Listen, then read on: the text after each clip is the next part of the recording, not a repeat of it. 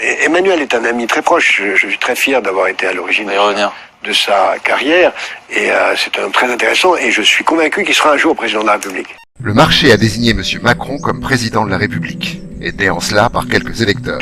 C'est que le président de la République n'a plus de pouvoir, ou beaucoup moins de pouvoir, en tout cas, qu'avant. Mais que les Français, et lui-même aussi, croient qu'il a toujours les mêmes pouvoirs. Mais pourquoi il aurait moins de pouvoir? Véronique Jacquier, Sud Radio. Il a moins de pouvoir pour 1000 raisons. D'abord, pour de bonnes raisons.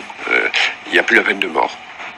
Et il n'y a plus l'Union soviétique. Donc les deux dimensions fondamentales de la thaumaturgie, du droit de vie et de mort, le droit de vie et de mort ont disparu. L'euro, aussi bonne raison, fait qu'une grande partie de la politique économique est heureusement devenue européenne.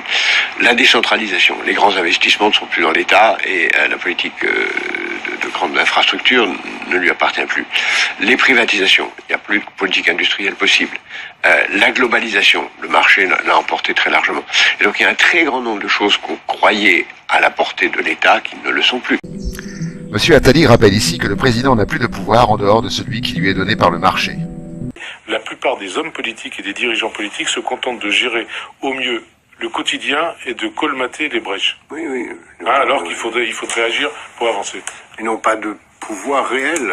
Ce qu'on vient de voir ont la grandeur d'être élus du peuple. Ils n'ont pas de pouvoir réel sur la société. Monsieur Attali nous rappelle également que le personnel politique est impuissant. Comprenez que les politiques sont désormais au service du marché. Le marché a donc le pouvoir. Ces traités font loi qui s'imposent à la loi des hommes. Tous ceux qui, dont j'ai le privilège d'avoir fait partie, ont tenu la plume pour écrire les premières versions du traité de Maastricht, on s'est bien engagé à faire en sorte que sortir ne soit pas possible. On a soigneusement oublié d'écrire l'article qui permet de sortir.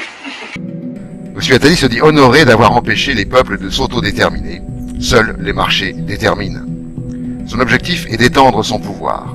Le marché va s'étendre à des secteurs pour lesquels jusqu'à présent il n'avait pas accès, tels que la santé, l'éducation, la justice, la police, les affaires étrangères. Et en même temps, parallèlement, dans la mesure où il n'y a pas de règle de droit, le marché va s'étendre à des domaines aujourd'hui considérés comme illégaux, criminels, comme la prostitution, le commerce des organes, le commerce des armes, le racket, etc., etc.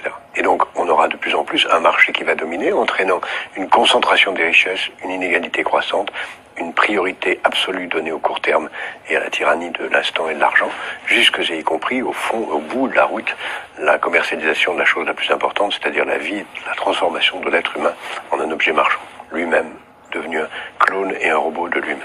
Le président, les ministres sont les seconds couteaux chargés de faciliter la prise du pouvoir du marché.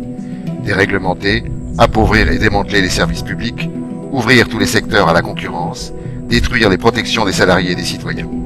Il s'agit de livrer au marché les derniers bastions détenus encore par le peuple. Et pour que le peuple fasse silence, aucun gouvernement n'osera plus aujourd'hui revenir sur l'état d'urgence. C'est ce qu'a annoncé Manuel Valls. Aucun gouvernement. Vous nous dites qu'on ne pourra plus sortir de l'état d'urgence? Non, je pense qu'on n'en sortira plus jamais parce que tout gouvernement qui sortirait de l'état d'urgence donnerait le sentiment d'une faiblesse. C'est malheureusement aussi absurde que le principe de précaution, qui lui-même est excessif, mais dont plus personne ne peut sortir. Donc on crée parfois involontairement des irréversibilités. Nous sommes en état d'urgence, mais par nature, nous devons en permanence être dans un état d'urgence, et le fait de le signifier par des institutions ne fait que exprimer une réalité. Qui a le pouvoir?